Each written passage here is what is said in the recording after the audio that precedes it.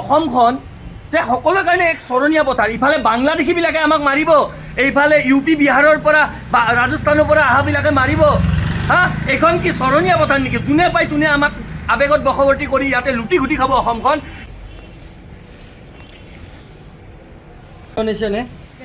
गरीब कहाँ से हो? राजस्थान से। यहाँ पर क्या करने आए हो? राजस्थान से।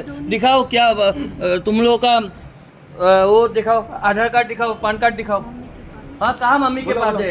अरे यहाँ पर सारा गुवाहाटी में तुम लोग यहाँ पर कलेक्शन कर रहा है इलीगली, लोगों के घर घर में जाकर, दुकान दुकान में जाकर, हाँ, इलीगली कलेक्शन कर रहा है तुम लोग का। कल एक गोलाघाट में भी पकड़ा गया तुम लोगों का गैंग, मालूम है?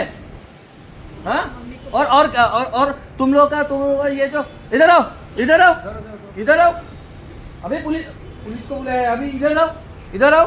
तुम लोग का ये राजस्थान, हाँ, यहाँ पर क्या समझा है असम को? तुम लोग क्या समझा है असम को?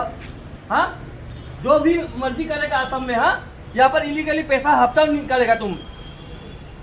এই চাওকচোন, গুৱাহাটী মহানগৰীত এই ইউ পি, ৰাজস্থান, বিহাৰৰ পৰা এই কিছুমান এনেকুৱা ধৰণৰ চক্ৰ আহিছে, যিবোৰ চক্ৰই ইলিগেলি পইচা উঠাই আছে। ইলিগেলি পইচা, ইধৰ এই ইলিগেলি পইচা উঠাই আছে। দোকানে দোকানে, ঘৰে ঘৰে যায় পইচা উঠাই। এনেকুৱা ধৰণৰ যোৱাকালি গোলাঘাটত এনেকুৱা এটা চক্ৰ হাতে কৰায়ত্ব কৰা হৈছে। সেই অঞ্চলৰ ৰাইজে কৰায়ত্ব কৰিছে। আৰু আজি গুৱাহাটী মহানগৰীত তেওঁলোকে জোৰদৰ পইচা উঠাই আছিল। প্ৰত্যেকটা ব্যৱসায় প্ৰতিষ্ঠানত গৈছে, প্ৰত্যেকটা ঘৰত গৈছে। তাৰ পাছত আমাক যেতিয়া দেখা পালে তেওঁলোকে পলায়ন কৰিছে। আৰু এতিয়া আমি এই গণেশগুৰি প্ৰায় খ্ৰীষ্টান বস্তি অঞ্চল, চ' এই খ্ৰীষ্টান বস্তিত আহি আমি কৰায়ত্ব কৰিবলৈ সক্ষম হৈছোঁ। এওঁলোকে অকলে নাই, এওঁলোকৰ মোটামুটি 10 বা 15 জনীয়া এটা সদস্যৰ দল আছে, যিটো দলে ইউ পি বিহাৰৰ পৰা, কাহ চে আহে? ৰাজস্থানৰ পৰা আহি পেলাই ইয়াতে এনেকৈ ধৰণে মানুহৰ ঘৰে ঘৰে যায়, আৱেগত সেই কৰি পেলাই এনেকুৱা ধৰণৰ। চাওক, 1000, 500, কোনোবাই 2001 টকা। চাওকচোন, এনেকুৱা ধৰণে এই মানুহবিলাকক, আমাক অসমীয়া মানুহক আৱেগত বশৱৰ্তী কৰি এই বহিৰাগতবিলাকে বুৰ্বক বনাই আছে। চাও, দিখাও কিয় কাগজ আছে, দিখাও। আই কাৰ্ড দিখাও, তোমাৰ আধাৰ কাৰ্ড দিখাও। আধাৰ কাৰ্ড, পেন কাৰ্ড একো নাই।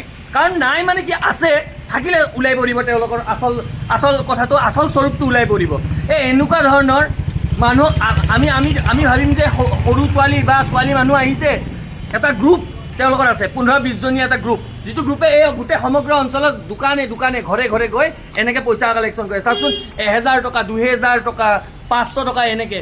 আমি যেতিয়া তেওঁলোকক ৰখিবলৈ দিলোঁ, তেওঁলোকে তাৰ পৰা পলায়ন কৰিলে। পলায়ন কৰি এই খ্ৰীষ্টান বস্তিত আহি পাইছে। জোৰদৰ পৰা পলাই এই খ্ৰীষ্টান বস্তিত আমি কৰায়ত্ব কৰিবলৈ সক্ষম হৈছোঁ।